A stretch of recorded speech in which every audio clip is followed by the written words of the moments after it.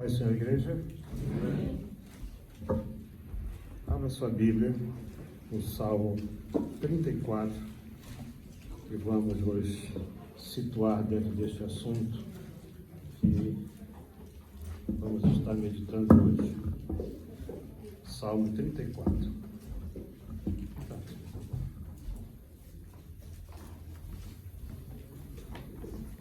Encontraram?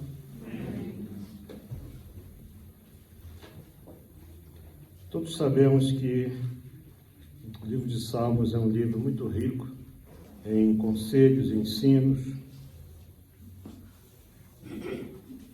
O título desse salmo é Davi louva a Deus, que respondeu às suas súplicas e exorta todos a confiarem nele. Então,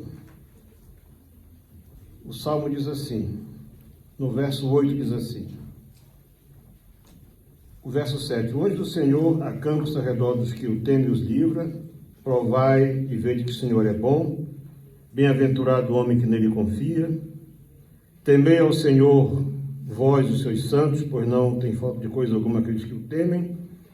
E o 19 diz assim, muitas são as aflições do justo, mas o Senhor os livra de todas. Nós, esse mês de maio, foi um mês, esse ano, né? Mas a partir de maio, muito difícil para todos nós, por várias razões. Os irmãos sabem tudo o que aconteceu, né?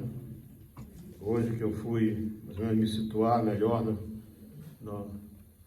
que essas pessoas que roubaram vieram desta casa aqui, não foi aqui, desta casa aqui, portanto, quem nos roubou, ou morava, ou mora aí nessa casa aí. Eu quero que se alguém aí que mora nessa casa e escuta e entende português, saiba que nós sabemos que saíram daí os ladrões. E todas as pessoas que participaram disso aí, Deus vai lidar com eles.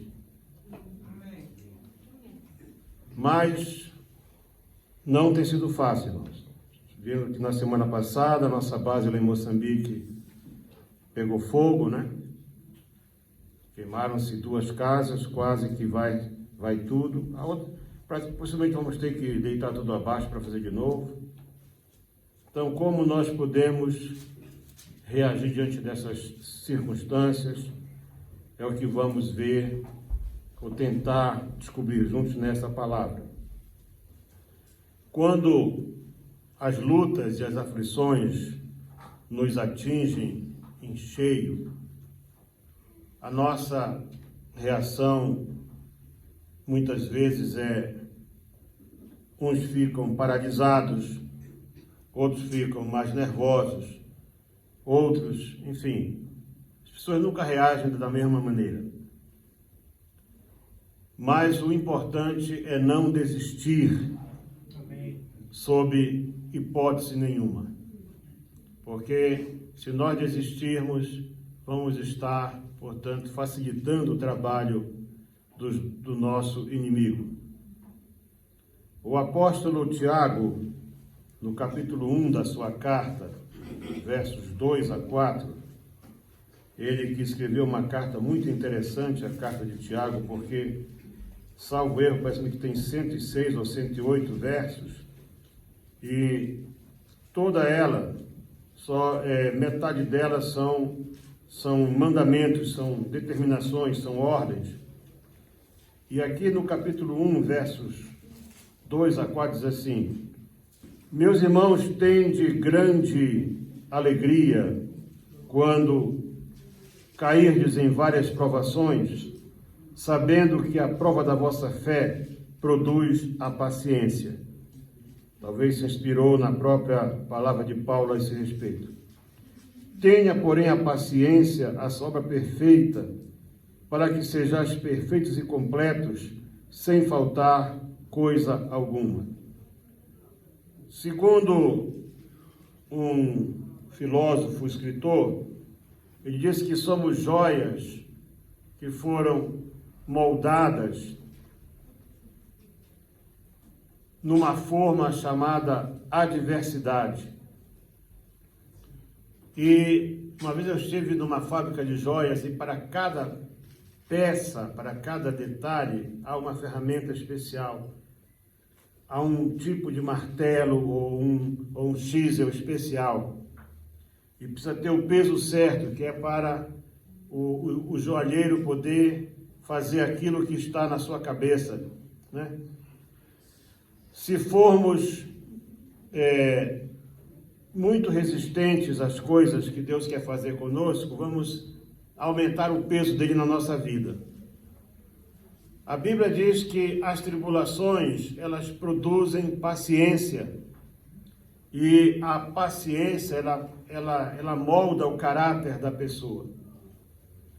O que acontece exteriormente em sua vida é importante, mas não tão importante quanto aquilo que acontece dentro de você quando você passa por uma experiência não muito agradável, ou mesmo muito agradável. Por exemplo, houve uma senhora que ganhou, parece-me agora, 98 milhões, né? E ela disse assim, não vou comprar uma Ferrari. Eu acho que ela disse uma coisa boa, porque tem gente que vai logo, né? Teve há uns 10 anos atrás, que era jardineiro de uma pessoa que nós conhecemos, e ele ganhou e comprou uma Mercedes 500. E saiu, e bebeu, e se estampou com a Mercedes e pronto. E nem dinheiro, e nem Mercedes, e nem nada. Então, muitas vezes, a alegria extrema também leva a pessoa a tomar atitudes erradas. Por isso, o que acontece fora é importante, mas o que acontece dentro é muito mais importante. As circunstâncias da vida, preste atenção para isso, elas são temporárias. Mas aquilo que está prometido para nós é eterno. Amém. Então, se você ficar só preocupado com a tua vida local, aparente, normal, você talvez abra mão daquilo que é mais importante, que é a eternidade. Pedro, na sua primeira carta, ele diz assim que as dificuldades, elas vêm para provar a nossa fé. Alguém perguntou para um ourives, como é que você sabe que a prata está no ponto, que ela é pura? E ele disse assim, é quando eu consigo me ver refletido nela. Quer dizer, ela alcança um tal grau de pureza que a pessoa consegue ver a sua imagem. Agora eu te faço uma pergunta, será que diante das circunstâncias, as pessoas estão vendo Jesus na tua vida? Você está refletindo? A Bíblia diz que nós somos como prata e ouro para Ele. Você reflete a imagem de Cristo? É interessante você pensar sobre isso. Quando nós somos refinados, portanto, pelas situações, é provável que a nossa reação não seja assim tão boa. A Bíblia diz, e isso você pode ver lá na carta aos Hebreus, capítulo 5, verso 8 e 9, que Jesus aprendeu com o sofrimento. Interessante que eu já li a Bíblia tantas vezes, só hoje eu fui despertado para isso. Que o nosso mestre amado, ele aprendeu com o sofrimento. Olha aí. O qual, nos dias da sua carne, oferecendo com grande clamor e lágrimas, orações e súplicas, ao que o podia livrar da morte, foi ouvido quanto ao que temia. Ainda que era filho, aprendeu a obediência por aquilo que padeceu. E sendo ele consumado, veio a ser a causa de eterna salvação. Então, Jesus aprendeu, mesmo sendo filho, aprendeu com o sofrimento. Ninguém gosta de sofrer. Na verdade, o sofrimento causa dor, causa prejuízo, causa desgaste. Mas a Bíblia nos mostra que nós precisamos encarar o sofrimento como parte da formação do nosso caráter cristão. Iremos passar pelo que Cristo passou. Ele disse que nós não somos melhores do que Ele. Mas A carta de Paulo Romanos, capítulo 8, verso 17, que é muito interessante, até eu gostaria que você fosse para lá, que hoje eu estou mais meditando, né? Achei interessante essa viagem com o pastor Júnior, ele foi ministrar algumas vezes, eu estava lá, e ele disse assim, olha, eu não sei pregar, eu só sei ler a Bíblia devagar. Eu achei isso interessante, viu? E eu estou quase para também adotar essa coisa. Diz aqui, olha só, 8,17 de Romanos. E se nós somos filhos, somos herdeiros, herdeiros de Deus e co-herdeiros de Cristo. Se é certo que com ele padecemos, para que também com ele sejamos glorificados. Então, entenda uma coisa, o sofrimento, ele vai ser parte da vida do cristão. Os problemas, eles não produzem resultados imediatos. Uma pessoa passa por uma situação, não quer dizer que automaticamente ela fica melhor. Isso não é uma fórmula mágica. Mas tem pessoas que pioram. Tem pessoas que se tornam amargas. O segredo para alcançar aquilo que Deus planeja, pretende de nós, é reagir diante dos problemas da forma como Jesus reagiria. Então, se você ler a história de Cristo na Bíblia, você vai ver como é que ele reagiu diante dos Herodes, né? A quem ele chamou de raposa, diante dos mercadores do templo, que por 2 vezes ele pegou no chicote e chicoteou e derrubou as bancas deles.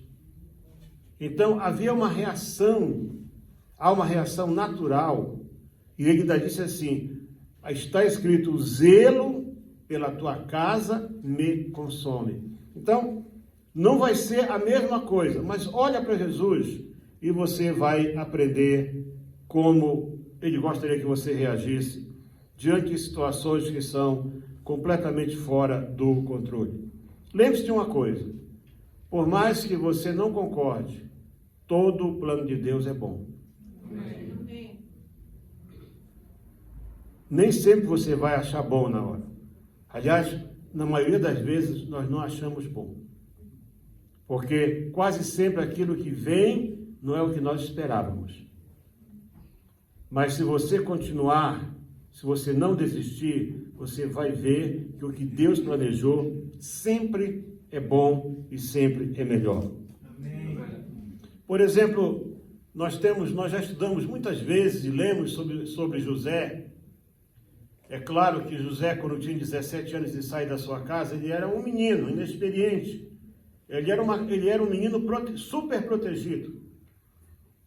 Mesmo os rabinos não entendem como é que Jacó teve coragem de mandar José sozinho para o campo. Sendo ele ainda era uma criança. José nunca tinha saído da sua casa. É por isso que, segundo os estudiosos, depois que José chega no Egito, ele não pergunta logo pelo seu pai, nem se interessa, porque na cabeça dele, aqueles 13 ou 14 anos que ele passou de sofrimento, o seu pai, quando o mandou atrás dos seus irmãos sozinho, o seu pai era parte daquele plano. E tem lógica esse pensamento, pode não ser verdadeiro, mas quando José, no trono do Egito, como governador, se depara com a aflição dos seus irmãos e vê sinceridade de atitude deles e arrependimento pelo que tinham feito, porque naqueles 13 anos, eu canto a vocês, eles não tiveram um dia que eles não falassem sobre aquele assunto. Não houve uma noite sequer que eles dormissem em paz. Depois que eles venderam o seu irmão. Mas José, ouvindo a conversa dele, diz para eles assim, lá em Gênesis capítulo 50, vocês planejaram mal contra mim, mas Deus tornou em bem, para que a vida de vocês fosse preservada hoje. Interessante isso, né? Isso é palavra de alguém que tem um coração mudado. E José, embora tivesse comunhão com Deus, intimidade com Deus, o seu caráter, ele foi moldado no sofrimento. na casa de Potifar e na prisão também. Por isso ele podia agora, como governador, ele podia agir de outra forma. Imagina você, se chegasse um profeta e dissesse assim para José, tu vais ser vendido como escravo. E depois de 13 anos tu vais ser governador. Eu duvido que José saísse da sua casa. Por isso que Deus não revela tudo, porque nós não estamos prontos para ouvir a revelação de Deus. E mesmo quando as coisas acontecem, mesmo com experiência com Deus, muitas vezes nós ficamos muito assim, revoltados com coisas que acontecem. Há uma outra circunstância interessante, quando Ezequias, o rei, ele ouve aquela profecia, põe a tua casa em ordem porque você vai morrer. E ele volta o seu rosto para a parede, ele clama a Deus, e Deus então ouve o clamor dele, manda Isaías voltar, ensinar ele a usar aquela pasta de figos para curar aquele ferimento. Ele fala lá no capítulo 38 de Isaías, foi para o meu próprio bem que eu passei por isso. Então, muitas vezes o sofrimento vai nos ensinar a viver um pouco melhor.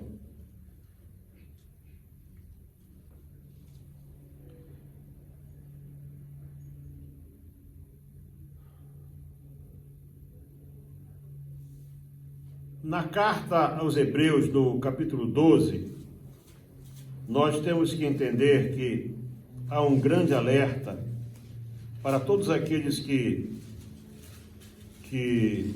pretendem, viver em comunhão com Deus. Porque tanto nos versículos 1 e 2, que são muito interessantes, em que o autor diz assim, portanto nós também agora estamos rodeados por uma tão grande nuvem de testemunhas, deixemos de lado todo o embaraço e o pecado que tão de perto nos rodeia e corramos com paciência a carreira que nos é proposta, olhando para Jesus, autor e consumador da nossa fé. Mas, no mesmo capítulo 10 de Hebreus 12, no verso 10, a última parte do verso diz assim,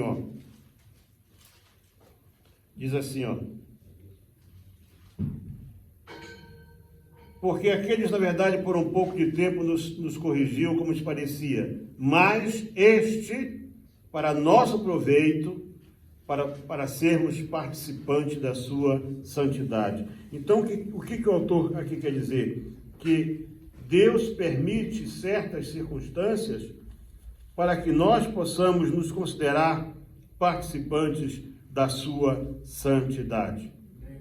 Um sobrevivente do campo de concentração e que depois veio a conhecer, eu acho interessante, um judeu que se converte e tem a coragem de declarar a sua fé, ele disse assim, quando entrevistado, se você olhar para o mundo, você ficará aflito. Se você olhar para você mesmo, você pode ficar deprimido. Mas se você olhar para Cristo, você descansará. Mas ele só pôde ver isso depois que ele foi ver o que Cristo passou. Porque até então ele se julgava o mais injustiçado. Uma criança que ia para um campo de concentração era marcado, Não se sabe como era aquela tatuagem que eles faziam nos judeus. E depois todo o sofrimento, e ele sai dali e chega na sua terra. E os judeus, eu quando estive lá em Israel, durante uma aula, foi um sobrevivente do campo de concentração que deu uma aula para nós. Ele disse que eles ficaram 2 anos num campo de refugiados no Egito, porque os ingleses não deixavam eles entrarem na Palestina. Ele disse que ele não sabe se sofreram mais na Polônia, nas mãos de Hitler, ou se o sofrimento pela frustração de estarem a um passo da Terra Prometida era maior agora, que eles fizeram tanto para lhe chegar. E esse homem agora diz assim, se você olhar para você mesmo, você vai ficar deprimido. Mas se você olhar para Cristo, você vai descansar, porque Ele é o exemplo para nós. Na verdade, aquilo que você escolheu para a tua vida, Ele vai determinar muitos dos teus sentimentos. O segredo da resistência, eu vou repetir aqui, é você lembrar que todo sofrimento é temporário. A Bíblia diz que Deus não nos mandou tribulação que nós não possamos suportar. Portanto, e junto com a tribulação, Ele sempre vai prover um escape. Eu estou esperando esse escape agora.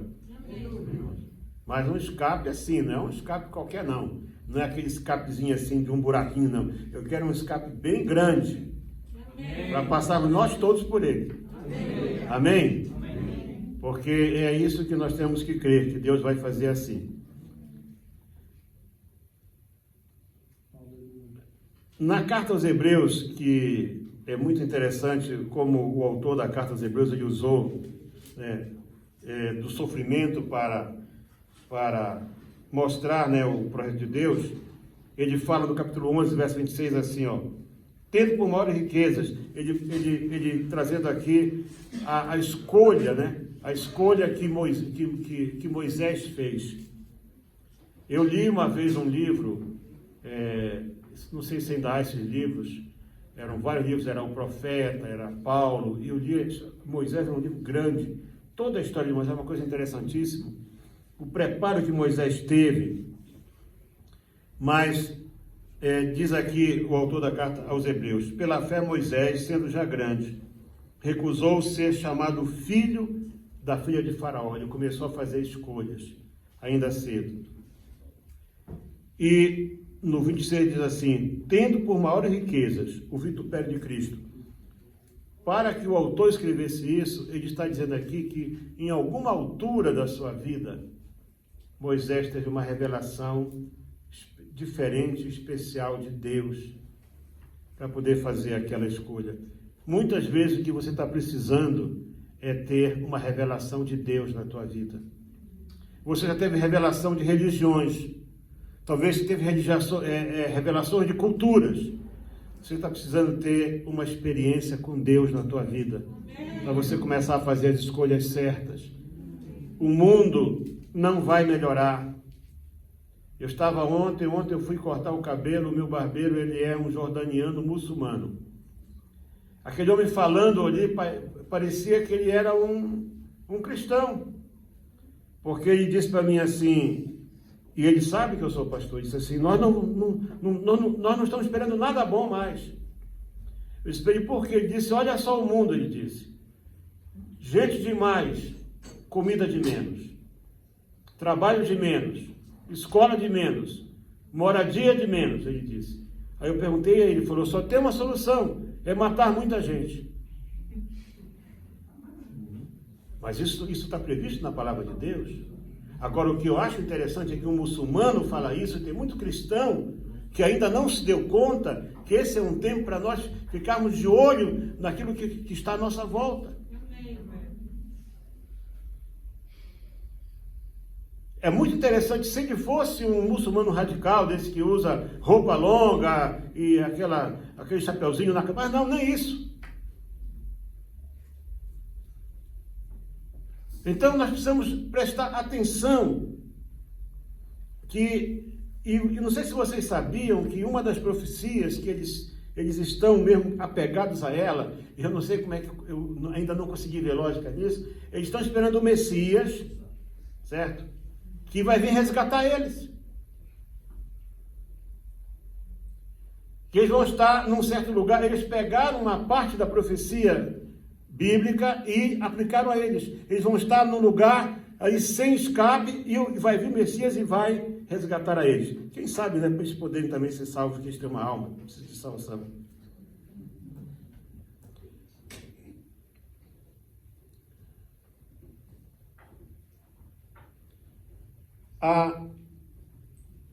A Bíblia nos recomenda em Tessalonicenses capítulo 1, por tudo dai graças, porque esta é a vontade de Deus para com vocês em Cristo Jesus. Repito, nem sempre nunca vai ser fácil e nem sempre vai ser possível, mas esse é o conselho bíblico. Amém. Observe que Deus nos manda dar graças em todas as circunstâncias, mas não por todas. Não vamos, né? Você não tem que dar graças pelo sofrimento, mas sim pelo fato de Deus permitir que você passou por aquele sofrimento, confiado que Ele tem um propósito na tua vida. É muito interessante isso. Nós temos que ter fé, e fé não envolve resignação. Fé é confiança em Deus. Deus não espera que você seja agradecido pelo mal, nem pelo pecado, e nem pelo sofrimento, mas Ele quer que você seja grato por Ele poder usar as circunstâncias que te afligem para que os propósitos dele na tua vida possam se cumprir. Amém. E isso é algo para nós pensarmos. Imagina você, se tudo estivesse correndo bem, se você estivesse hoje numa belíssima casa, com todo o conforto, será que você estaria num culto às 3 horas da tarde do domingo? Pensa sobre isso. Pensa sobre isso. O Senhor não diz que nós devemos nos alegrar no seu sofrimento. Mas Filipenses 4,4 diz: alegrem-se sempre no Senhor. Amém. Então, essa alegria que Deus não quer que você perca, nunca. O Senhor Jesus disse lá, Lucas escreveu, capítulo 6, verso 23, que devemos nos alegrar, porque há uma recompensa nos esperando no céu. Aleluia! Aleluia, irmãos. Há uma recompensa à nossa espera no céu. Então, se você não crê no céu, eu sinto muito, mas você já está se excluindo dessa recompensa. Sob qualquer circunstância, não tenha medo, não desanime. Amém. Moisés escreveu lá em Deuteronômio 31, verso 8, o Senhor estará adiante de ti e o Senhor nunca falhará. Ele não vai falhar. Aconteça o que acontecer, o Senhor não vai falhar. Portanto, nós precisamos confiar que aquilo que nos está acontecendo hoje é parte de um projeto de Deus muito grande que nós não entendemos.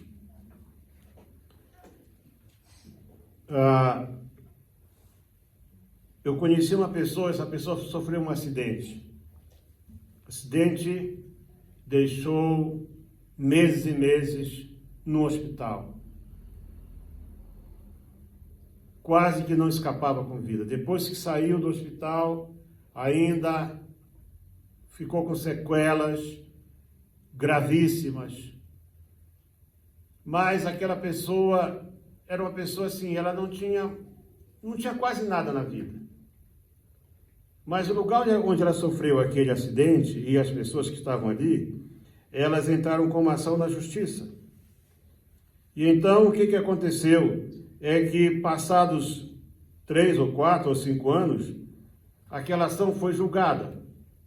E todas as pessoas que estavam naquele veículo que sofreu o acidente foram indenizadas. E de repente esta pessoa pegou num dinheiro que dá para pôr sua vida toda em ordem. É claro que ela não vai agradecer por ter sofrido um acidente, mas ela vai agradecer porque Deus usou o acidente para abençoar a vida dela. Então, você não agradeça pelo mal que acontece, não.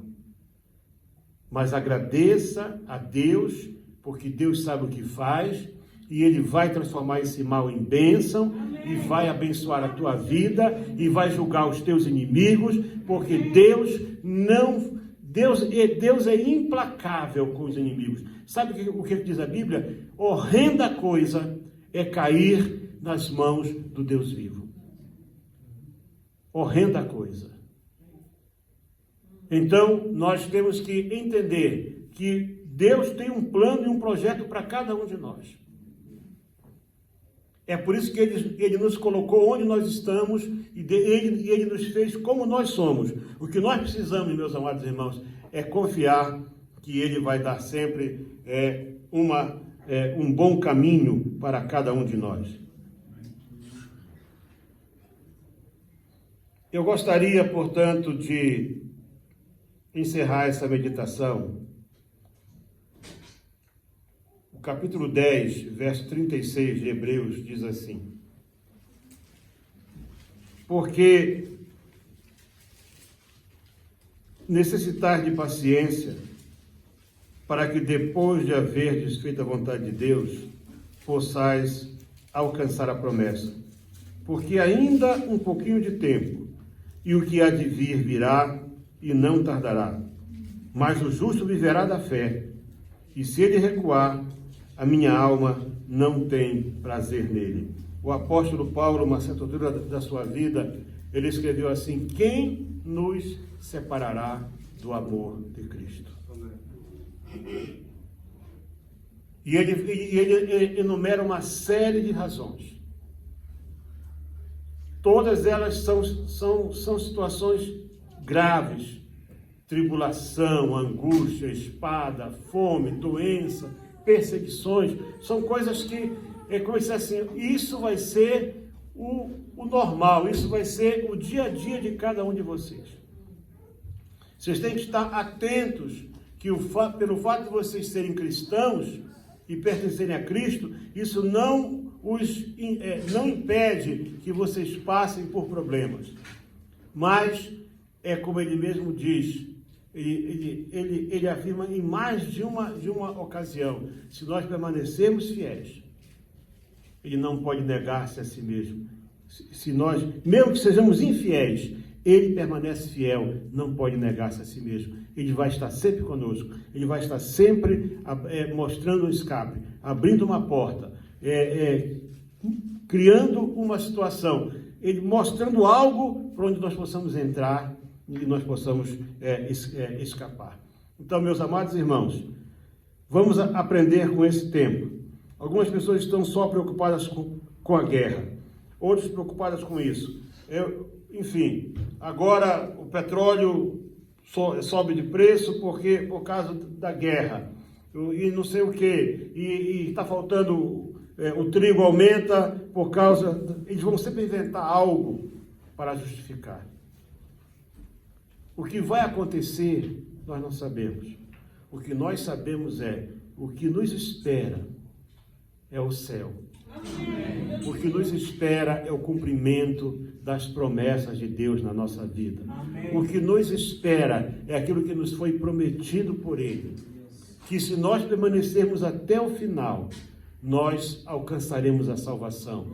Isso é que nós temos que nos apegar. Não, porque o mundo inteiro, a cada dia que passa, se vocês observarem, tudo que se faz hoje, quando essa pandemia aconteceu, fecharam tudo. Mas depois, quando reabriu, e mesmo até hoje, eu não sei se já está 100% das igrejas. Não está, né? Por quê? Por que está 100% do estádio de futebol? Porque tudo que é baile está 100%. Então, mas igreja tem que ser assim. Por que será? E eles estão mostrando que o objetivo final disso tudo é pôr freio na igreja. Porque Satanás sabe que se ele conseguir frear a igreja... O maior dano que aconteceu com essa pandemia, e eu conversei agora com dezenas de pastores nessa viagem, pastor, infelizmente, pelo menos 10% a mais até da membresia nunca mais voltou, se acostumaram a ficar em casa. E dizem que vão ficar crentes em casa. Esse é o grande prejuízo. É quando a pessoa deixa, porque a Bíblia diz: e não deixai a vossa congregação, como é costume de alguns. Então as pessoas se acostumaram em casa. Não, aguentei um ano e tal, eu posso ser bem crente, eu dou meu dízimo, enfim. E a pessoa não nota, mas ele vai, aos poucos, vai se afastar da fé. Nós precisamos permanecer fiéis, irmãos. fiéis ao nosso Deus, fiéis ao nosso chamado, crendo que aquilo que Deus planejou para nós vai acontecer. E lembre-se que o plano de Deus é sempre bom. Amém. Expresse a sua gratidão e exalte ao Senhor. Recuse qualquer oferta para desistir. Não desista. Não desista. Permaneça sempre fiel e aquilo que você crê que é de Deus para a tua vida, você continue a fazer, porque a vitória vai vir. A vitória é nossa pelo nome do Senhor Jesus. Por causa disso, somos mais do que vencedores. O mundo não vai facilitar nada para nós. Ninguém vai facilitar nada para nós. Nós vamos na contramão do mundo, mas com uma vantagem. Aqueles que confiam no Senhor, diz a Bíblia, que eles voarão com asas como se fossem águias. Correrão e não se cansarão. Amém. Caminharão e não se fatigarão. Amém. Quer dizer, seja para voar, seja para correr, seja para andar, nós vamos estar sempre indo para frente. Porque Deus sabe que nem todos vão conseguir voar. Nem todos vão conseguir correr. Mas sempre, mesmo andando devagarzinho, se arrastando, vai conseguir. Diz que Ele vai estar sempre conosco. E aquele que caminha não vai se cansar. O que corre não vai ficar fatigado. E o que voa vai voar como uma águia. Amém. Aleluia. Vamos estar de pé, irmãos, e vamos orar, dando graças a Deus pela palavra que Ele nos tem dado nesta tarde. Primeiro domingo do mês. Se Deus quiser, eu tenho ainda um comunicado da igreja agora, antes do final do culto. Já temos alguma coisa para fazer, porque as lutas são grandes, mas as promessas de Deus são boas também. E as perspectivas são ainda melhores. E eu sei que tudo isso que está acontecendo agora é porque o projeto de Deus, ele é irreversível na nossa vida. Amém. Acredite uma coisa, só você pode impedir que Deus faça o que Ele quer fazer na tua vida. Só você. Não tem o inferno inteiro junto. Se Satanás juntar todas as suas hostes, ele não vai conseguir. Ele vai tentar que você desista. Mas diga sempre, eu vou permanecer. Senhor, eu vou ficar, Senhor. Senhor, eu não vou abrir mão, Senhor. É isso que Deus quer de cada um de nós. Uma vida com propósito. Algo que possa alegrar o céu. Algo que o Senhor possa olhar e alegrar-se de cada um de nós. Muito obrigado, Pai amado. Quero entregar esta congregação em Tuas mãos. Senhor, vivemos tempos trabalhosos. Famílias, Senhor, que estão sofrendo grandes dificuldades por várias razões. Tu sabes que o inimigo quer destruir as famílias porque elas são a força da Tua igreja. Mas nós oramos agora, Senhor, em nome de Jesus, contra esse espírito imundo que quer destruir os casamentos, que quer destruir os relacionamentos na família, que quer separar pais e filhos, que quer separar os casais, que quer separar, Senhor Deus, enfim, destruir aquilo que o Senhor construiu. Pai, eu oro, Senhor, que o Senhor possa fortalecer as famílias cada vez mais, que o Senhor possa socorrer cada família aqui presente ou representada, mesmo que pareça impossível agora, Senhor, o Senhor possa intervir com sua mão forte e poderosa e envergonhar esse inimigo, Senhor, que quer destruir as nossas vidas. Abençoa teu povo. Olha, Senhor, aquilo que nós sofremos aqui e toma, Senhor Deus, do nosso lado, toma a nossa mão e nos ajuda a caminhar, que nós não venhamos a fraquejar e que jamais passe por nós a ideia de desistir. Senhor, faz justiça ao teu povo, socorre a tua igreja, abençoa o teu povo, Senhor. Eu te peço em o nome do Senhor Jesus Cristo. Amém. Amém. Sentemos. Irmãos, muito bom dia. A paz seja com todos. Hoje é dia 25 de junho de 2022. Essa área que estamos aqui dentro da cidade da Beira, um bairro chamado Vaz.